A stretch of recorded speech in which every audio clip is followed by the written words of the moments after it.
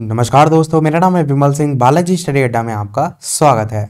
CTET 2021 में जो आपका पेपर प्रस्तावित है जनवरी माह में, उसके लिए हम आपको प्रैक्टिस इससे पहले 15 प्रश्न करा चुके हैं। इससे पहले वाले 15 प्रश्न यदि आपने नहीं देखे हैं, पिछला वीडियो साइड में आई बटन में मिल जाएगा। आज हम देखेंगे उसके आगे के 15 प्रश्न, और ये जो पोर्शन होगा वो आपका बाल विकास जो है उसका पोर्शन होगा। तो चलिए शुरू करते हैं प्रश्न नंबर 16 से। प्रश्न आपका 16 कह रहा है कि बच्चों में प्रतिभाशीलता जो है उस किसके कारण हो सकती है। चारों ऑप्शन को ध्यान से समझिए। पहला कह रहा है आनुवंशिकता और वातावरण के बीच एक अंतःक्रिया, उसके कारण हो सकती है प्रतिभाशीलता। या फिर यहां पर प्रतिभाशालिता लिखा है। दूसरा ऑप्शन है एक संसाधन समृद्ध वातावरण। तीसरा सफल माता पिता। और चौथा एक अनुशासित दिनचर्या। तो प्रश्न को पढ़िए, समझिए ऑप्शन को, और जो इंग्लिश में पढ़ना चाहते हैं साइड में इंग्लिश में भी आपका ऑप्शन है। तो आंसर जल्दी से बताइए कि इन चारों ऑप्शन में कौन सा जो है वो सही होगा। तो ऑप्शन काटना सीखिए। सीटेट में ऑप्शन काटने का जो तरीका होता है वो होता है कि आप सबसे पहले, जैसे यहाँ पर एक देखिए, एक अनुशासित दिनचर्या कि एक पर्टिकुलर आपका सब तैयार कर दिया गया कि सुबह आपको 6 बजे उठना है, 8 बजे ये करना है, 9 बजे ये करना है। क्या इससे बच्चे में प्रतिभाशीलता आ जाएगी? आप कहेंगे ऐसा नहीं है। फिर ऑप्शन में है सफल माता पिता। क्या माता पिता अगर सक्सेस हैं तो बच्चा भी उस पर इतना इफेक्ट पड़ेगा?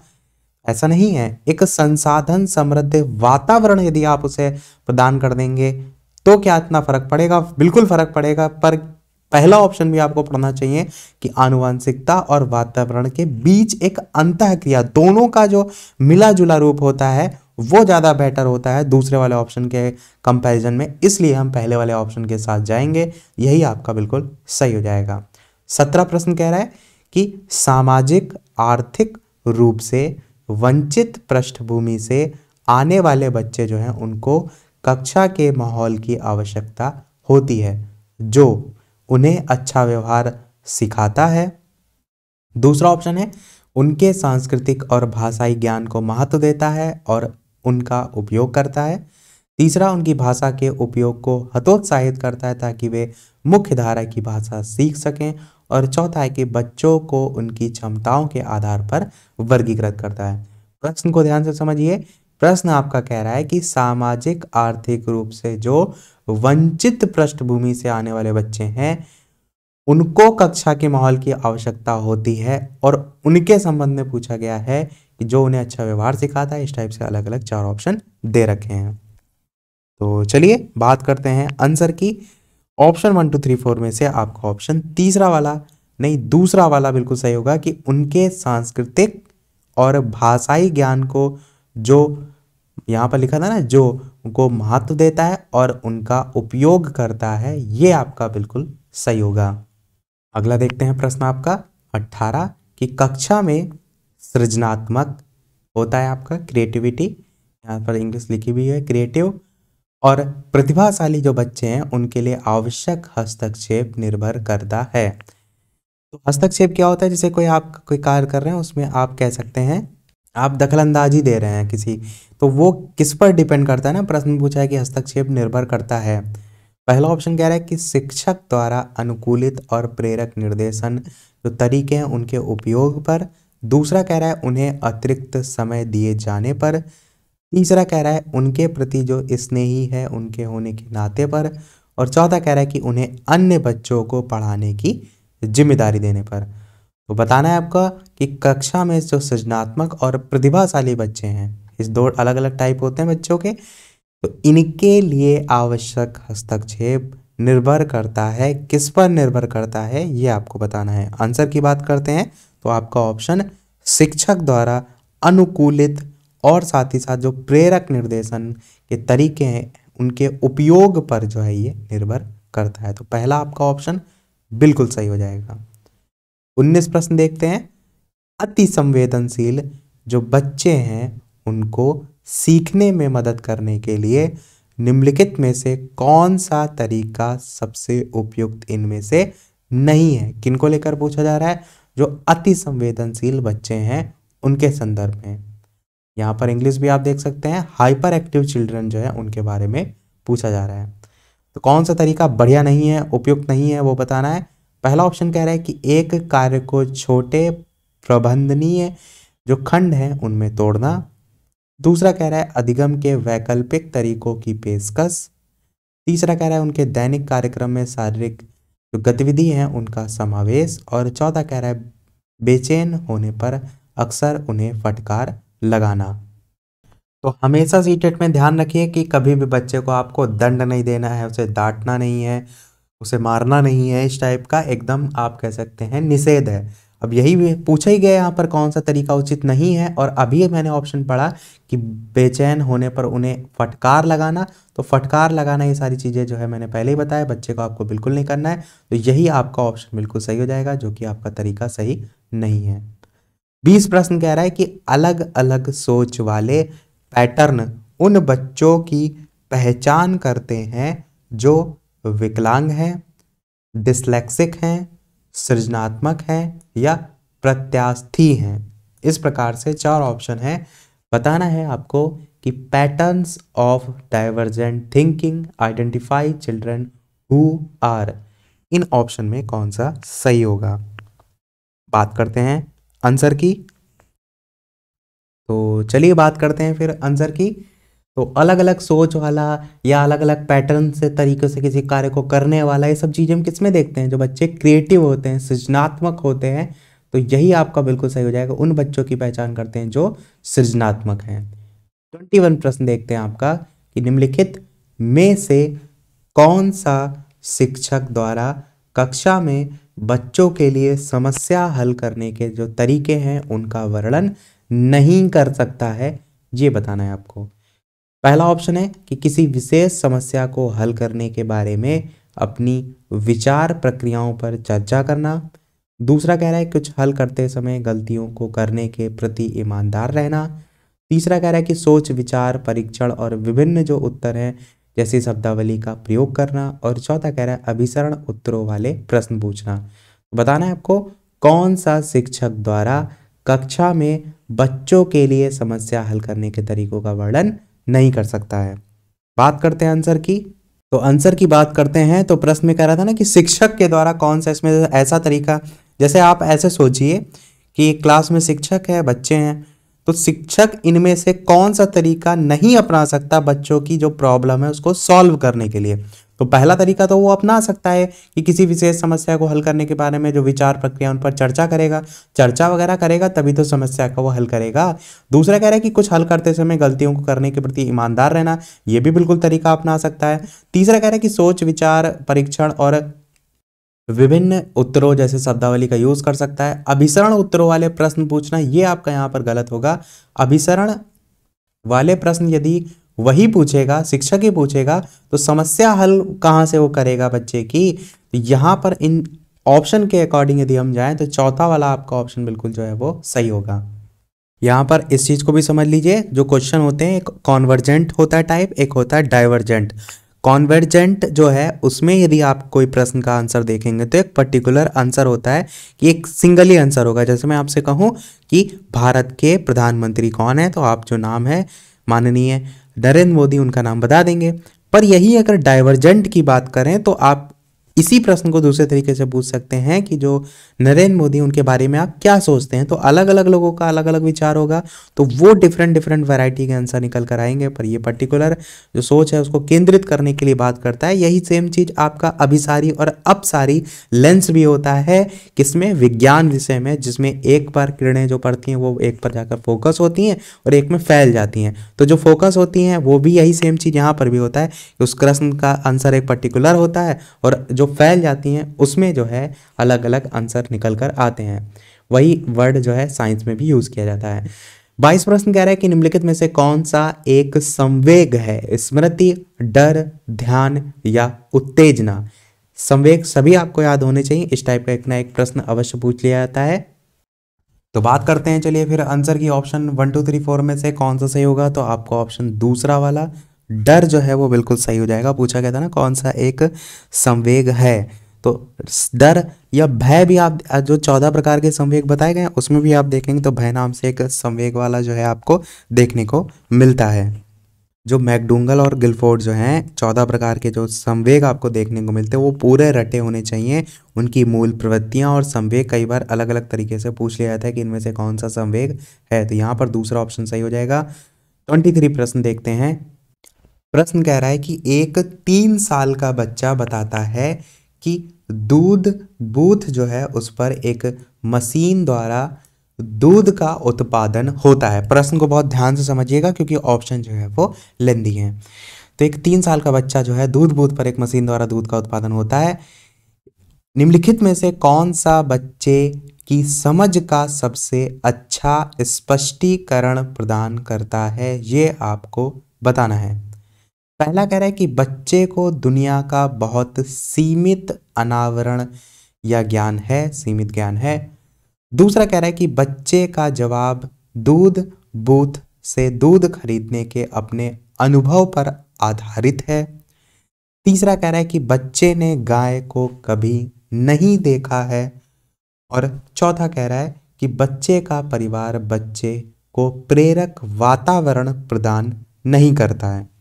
तो इन 4 ऑप्शन में छांटना है आपको कि कौन सा सही होगा। प्रश्न को चाहें तो आप फिर से पढ़ सकते हैं और ऑप्शन में छांटिए कि एक 3 साल का बच्चा बताता है कि दूध बूथ पर एक मशीन द्वारा दूध का उत्पादन होता है, तो इससे बच्चे की किस समझ का जो है वो पता चल रहा है। चलिए बात करते हैं आंसर की। ऑप्शन 1 2 3 4 में से कौन सा सही होगा, तो आपका ऑप्शन अनुभव वाला बिल्कुल सही हो जाएगा। आप ये नहीं कहेंगे उसका जो ज्ञान है वो बहुत सीमित है। दूसरा कह रहा है कि बच्चे का जवाब दूध बूथ से दूध खरीदने के अपने अनुभव पर आधारित है, यही आपका बिल्कुल सही होगा। गाय को कभी नहीं देखा, इसके साथ भी आप नहीं जाएंगे क्योंकि उसकी समझ के संबंध में पूछा गया है। और बच्चे का परिवार बच्चे की प्रेरक वातावरण प्रदान नहीं करता है, ऐसा भी नहीं है। तो दूसरा वाला आपका ऑप्शन बिल्कुल सही होगा। एक चीज को बिल्कुल ध्यान से समझिए कि जो प्रश्न में पूछा जाए कि बच्चे की किस समझ का अच्छा स्पष्टीकरण कर रहा है, तो यहाँ पर दूध की बात हो रही है तो आपके मन में बिल्कुल आ सकता है कि बच्चे ने गाय को नहीं देखा है। तो अपने आप से आपको दिमाग नहीं लगाना है क्योंकि यहाँ पर ऐसा कुछ बात ही नहीं कर रहा है।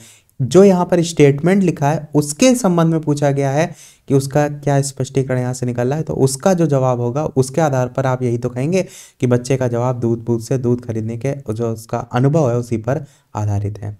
24 प्रश्न कह रहा है कि निम्नलिखित में से कौन सा जो शिक्षक है उसकी भूमिका का सबसे अच्छा वर्णन करता है। तो ये 4 स्टेटमेंट है, कौन सा शिक्षक की भूमिका का सबसे बढ़िया वर्णन करता है ये बताना है। पहला ऑप्शन है कि कक्षा में शिक्षक की सबसे महत्वपूर्ण भूमिका अनुशासन को बनाए रखना होती है। दूसरा कह रहा है कि एक शिक्षक को निर्धारित जो पाठ्य पुस्तक है उसका पालन करना चाहिए। तीसरा कह रहा है पाठ्यक्रम को समय पर पूरा करने के साथ साथ दोहराने के लिए पर्याप्त समय देना महत्वपूर्ण है। ये चौथा कह रहा है कि आराम के लिए जगह बनाना जहां बच्चे संवाद और पूछताछ के माध्यम से सीखते हैं। तो बहुत ही बढ़िया प्रश्न है, तो जल्दी से छाटिए कौन सा सही होगा। ऑप्शन को काटना सीखिए। पहला कह रहा है ना कक्षा में शिक्षक की सबसे महत्वपूर्ण भूमिका अनुशासन को बनाए रखनी होती है, तो क्या पढ़ाना लिखाना का कोई मतलब ही नहीं है। बच्चे को क्या केवल अनुशासन में ही रखकर ही आप उनका विकास करेंगे, तो पहला ऑप्शन तो बिल्कुल भी सही नहीं होगा। दूसरा कह रहा है कि एक शिक्षक को निर्धारित जो पाठ्य पुस्तक है उसी का ही ज्ञान कराएंगे, उनको किताबी कीड़ा बना देंगे आप, अपना जो आसपास का वातावरण है या व्यवहारिक ज्ञान है वो कुछ नहीं देंगे, तो दूसरा ऑप्शन तो बिल्कुल भी नहीं होगा। फिर तीसरा कह रहा है कि पाठ्यक्रम को समय पर आप पूरा कराने के साथ साथ दोहराने के लिए पर्याप्त समय देंगे, तो क्या आप बच्चे को उस पाठ्यक्रम तक ही सीमित करना चाहते हैं। जबकि सीटेट में आपको हमेशा ध्यान रखना है कि बच्चे को आपको हर तरीके से बैलेंस रखना होता है, बच्चा खुद भी सोचे अपने विचार रखे, तो तीसरा ऑप्शन को इसलिए भी आप काटेंगे। और बचा एक ऑप्शन वही बिल्कुल सही होगा कि आराम के लिए जगह बनाना जहां बच्चे संवाद और पूछताछ के माध्यम से सीखते हैं, ताकि बच्चे की स्वयं की समझ विकसित हो सके, ताकि वो खुद से क्वेश्चन पुटअप कर सके, ताकि उसमें क्रिएटिविटी आए और चीज़ों को जानने के लिए रुचि पैदा हो। तो यही तो मेन उद्देश्य होता है। अगला प्रश्न 25 कह रहा है निम्नलिखित में से कौन सी कक्षा समृद्ध शिक्षा को प्रोत्साहित करती है। इनकरेजेस रिच लर्निंग उसके संबंध में पूछा गया है। ऑप्शन को पढ़ते हैं, ध्यान से समझिएगा कि वह कक्षा जिसमें प्रदर्शित विभिन्न प्रकार की सामग्री बच्चों की पहुंच से परे हो ताकि सामग्री लंबे समय तक चलती रहे। ये कक्षा समृद्ध शिक्षा को क्या प्रोत्साहित कर रही है। दूसरा कह रहा है कि वह कक्षा जिसमें खुली गतिविधि कोने हो और विभिन्न प्रकार के बाल साहित्य खुली ताक या शेल्फ में रखी हो जो दिन के किसी भी पर्याप्त समय में प्राप्त जो है वो किया जा सके। तीसरा कह रहा है अलमारी में जो है अच्छी तरह संगठित सामग्री वाली कक्षा जहां सामग्री को सप्ताह में एक बार मुक्त खेल के लिए बाहर लाया जाता हो। और चौथा कह रहा है पाठ्य पुस्तक सामग्री द्वारा संचालित संरचित और योजनाबद्ध अधिगम वाली कक्षा। तो ये चार ऑप्शन में कौन सी कक्षा समृद्ध शिक्षा को प्रोत्साहित करती है ये आपको जो है वो बताना है। ये चारों ऑप्शन है, सोचिए स्वयं से और बताइए कौन सा सही होगा। ऑप्शन को काटते हैं। चलिए तो सबसे पहले लास्ट ऑप्शन से देखते हैं, पाठ्यपुस्तक सामग्री द्वारा संचालित। क्या पाठ्यपुस्तक से ही आप उसको शिक्षा सारी दे रहे हैं। अभी मैंने ऑप्शन में बताया था इससे पहले कि आप आसपास का वातावरण इन सबको भी तो शामिल करेंगे, तो पाठ्यपुस्तक सामग्री पर ही केंद्रित नहीं करेंगे। योजनाबद्ध अधिगम वाली कक्षा बिल्कुल सही है, पर पाठ्यक्रम तक उसे आप बांधेंगे नहीं। तीसरा कह रहा है कि अलमारी में अच्छी तरह संगठित सामग्री वाली कक्षा जहां सामग्री को सप्ताह में एक बार लिखा है ना, ऐसा तो कोई लिमिट ही नहीं है।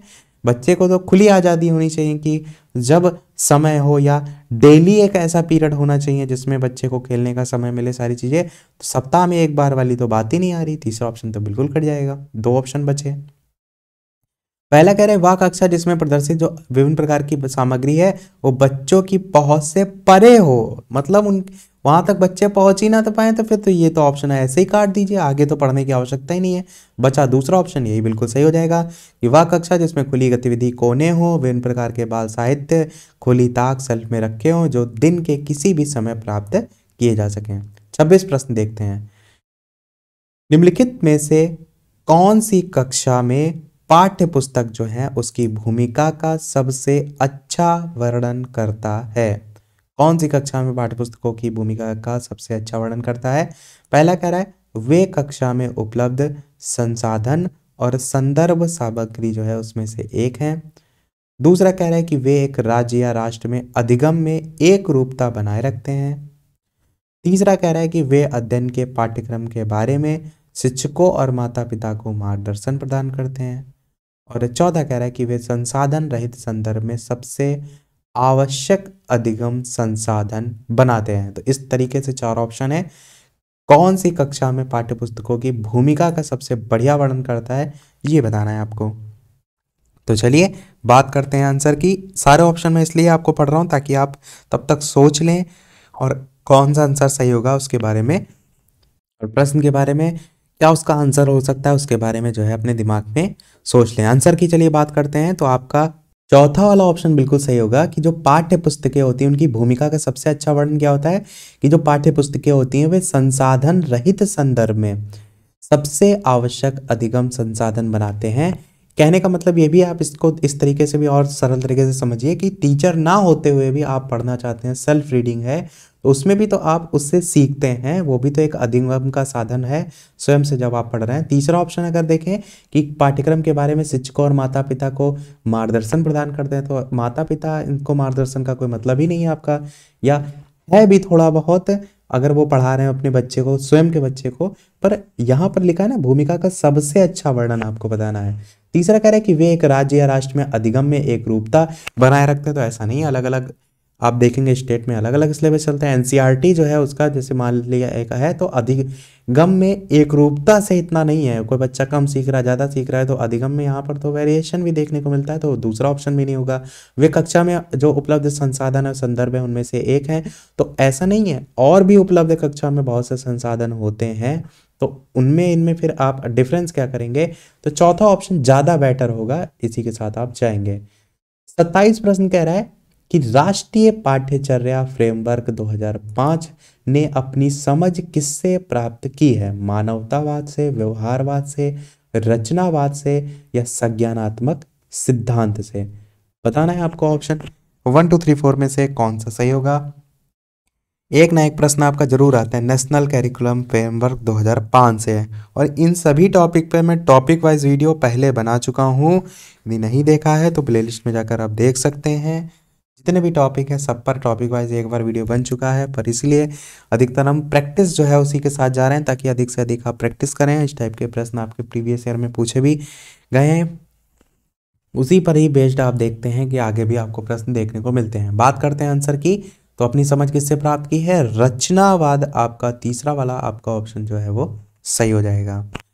28 प्रश्न कह रहा है कि कक्षा में बच्चों को प्रेरित समझा जा सकता है यदि वे अच्छी तरीके से वर्दी पहने स्कूल में आते हैं, तब आप उन्हें प्रेरित समझेंगे, मोटिवेट से समझेंगे।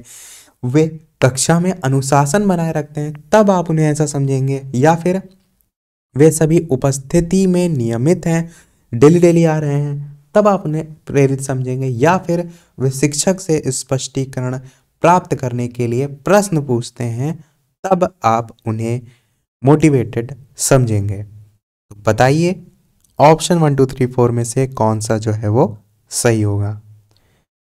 तो चलिए बात करते हैं आंसर की। तो पढ़ने मात्र से ही आपको समझ में आ रहा है कि बच्चे जो है जो प्रश्न पूछते हैं उन्हीं को ही इंटरेस्ट आता है, वरना जो प्रश्न नहीं पूछ रहा उससे क्या मतलब कि टीचर क्या पढ़ा रहा है क्या नहीं।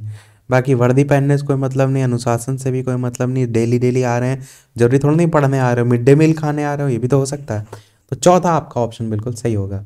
29 प्रश्न कह रहा है कि निम्नलिखित में से कौन सा बच्चों में अधिगम में सुधार करने के लिए सबसे अधिक उपयुक्त है। और वीडियो अभी तक आपने लाइक ना किया हो, अगर वीडियो थोड़ा भी पसंद आ रहा हो तो सभी लोग वीडियो को लाइक भी अवश्य कर दीजिएगा ताकि मुझे ही मोटिवेशन मिलता रहे और भी इसी प्रकार आगे मैं आपके लिए अच्छे अच्छे प्रश्न प्रैक्टिस कराता रहूं। चैनल पर नए हो तो सब्सक्राइब करके भी अवश्य जुड़ जाइएगा, और टेलीग्राम चैनल से नहीं जुड़े हैं तो वीडियो के डिस्क्रिप्शन में भी आपको लिंक मिल जाएगी, बालाजी स्टडी अड्डा सर्च करके भी टेलीग्राम से आप जुड़ सकते हैं। फेसबुक आईडी भी है, उसको भी आप चाहें तो ऐड हो सकते हैं, और इंस्टाग्राम वगैरह उन सभी की भी लिंक है, आप चाहें तो वहाँ पर ऐड हो सकते हैं। तो प्रश्न के ऑप्शन पढ़ते हैं कि बच्चों में अधिगम में सुधार करने के लिए सबसे ज़्यादा उपयुक्त यहाँ पर क्या है। नियमित मूल्यांकन परीक्षा आयोजित करें, वो ज़्यादा बढ़िया है। या शिक्षक को विभिन्न उदाहरण और चित्रों का उपयोग करके विषय की व्याख्या करनी चाहिए, वो ज़्यादा अच्छा है। या कक्षा में सभी प्रकार की शिक्षण सामग्री हो जाए, वो ज़्यादा अच्छा है। या फिर शिक्षक को वास्तविक जीवन स्थितियों पर बच्चों को एक दूसरे के साथ बातचीत करने में मदद करनी चाहिए, ये अच्छा है। तो बताना है इन चारों ऑप्शन में कौन सा सबसे बढ़िया तरीका होगा कि बच्चे में अधिगम में सुधार कर रहा है। अधिगम क्या होता है, सीख रहा है कोई बच्चा, सीखने को कहते हैं अधिगम। तो उसके सीखने में आप और ज़्यादा इम्प्रूवमेंट किससे लाएंगे वो बताना है, उसके लिए सबसे अधिक उपयुक्त यहाँ पर कौन सा होगा। तो बात करते हैं आंसर की। पढ़ने मात्र से ही चीज़ें समझ में आती हैं कि चौथा ऑप्शन बिल्कुल सही होगा कि जो शिक्षक है उसको वास्तविक जीवन जो स्थितियाँ होती हैं, जो रियल चीज़ें हैं आसपास जैसे चीज़ें घटित होती हैं ना, उस पर यदि आप चर्चा करें, जैसे हाल ही में कोई घटना हुई या कह सकते हैं प्रधानमंत्री बदले, मुख्यमंत्री बदले, तो उसको लेकर आप चर्चा कराएं कि ये किस अनुच्छेद में आता है, इससे हम कौन कौन से कानून से होकर ये चीज़ें पास होती हैं। तो क्या है, वास्तविक जीवन स्थितियों पर आप बच्चे को एक दूसरे के साथ बातचीत करने में मदद कर रहे हैं, तो वो जो सीखना होता है वो सबसे बढ़िया होता है। यही आपका बिल्कुल सही हो जाएगा। 29 प्रश्न है, देखते हैं हमारा लास्ट प्रश्न, और इसके बाद एक प्रश्न हम आपसे भी पूछेंगे जो कि मैथ सेक्शन का होगा, क्योंकि इसके बाद जो है हमारे प्रश्न मैथ के ही जो है वो स्टार्ट हैं। पूरे हम सभी टाइप के प्रश्न लेकर चल रहे हैं जिससे आपका पूरा एक साथ जो है वो प्रैक्टिस हो जाए। तो देखते हैं हमारा लास्ट प्रश्न, अनुशासन जो अधिगम वातावरण में एक महत्वपूर्ण भूमिका निभाता है, किस तरह की मदद करता है। बच्चों को अपनी शिक्षा को विनियमित और मॉनिटर करने के लिए, चुप्पी साधे रहने के लिए, शिक्षकों को निर्देश देने में, या बच्चों को उनके पाठ रट कर याद करने में। तो बताना है अनुशासन जो अधिगम वातावरण में एक महत्वपूर्ण भूमिका निभाता है वो किस तरीके से जो है वो हेल्प करता है। तो ऑप्शन 1 2 3 4 में से कौन सा सही होगा। तो आपको स्पष्ट तौर पर समझ में आ रहा है कि जब अनुशासन की बात होती है तो बच्चों को अपनी शिक्षा को विनियमित करने में और मॉनिटर करने में, दोनों में ही हेल्प करता है। तो पहले ही आपका ऑप्शन बिल्कुल सही होगा। बच्चे को चुप्पी साधे रहने के लिए तो अनुशासन बिल्कुल नहीं होता है, शिक्षकों को निर्देश देने के लिए भी नहीं होता है, और रटने की जहाँ बात हो इसको तो आप ऐसे ही काट दीजिए, ये ऑप्शन कभी भी आपको सही नहीं होगा। मैं काफ़ी पहले आपको एक पूरा चार्ट बनाकर बता चुका हूँ कि ये ऑप्शन जो है कभी सही नहीं होंगे, ये ऑप्शन जो है सही होंगे। उसको यदि आपने नहीं देखा है तो आप उसको देख सकते हैं अलग से जाकर, क्योंकि उस टाइप के ही प्रश्न अधिकतर आपको देखने को मिलते हैं, जैसे बच्चे को कभी डांटना नहीं है और क्या क्या जो फिक्स हैं कि केवल कहीं लगाओ तो वो ऑप्शन नहीं सही होता है, उस टाइप का मैं ऑलरेडी वीडियो बना चुका हूँ। प्लेलिस्ट में मिल जाएगा, ना मिले तो कमेंट कीजिएगा, मैं खुद ढूंढ के आपको दे दूंगा। अब पूछते हैं हम वो प्रश्न जैसा कि सभी वीडियो में हम आपसे एक ना एक प्रश्न पूछते हैं। तो ये प्रश्न है आपका 50 नंबर वाला जो हम आपसे पूछ रहे हैं, जिसका आंसर आपको वीडियो के मेन कमेंट में टाइप करके बताना है कि 3 सही 1/4 किलो चीनी से 1/16 किलो चीनी के कितने पैकेट बनाए जा सकते हैं। जो ये सब प्रश्न आप देख रहे हैं सब प्रीवियस ईयर के ही हैं।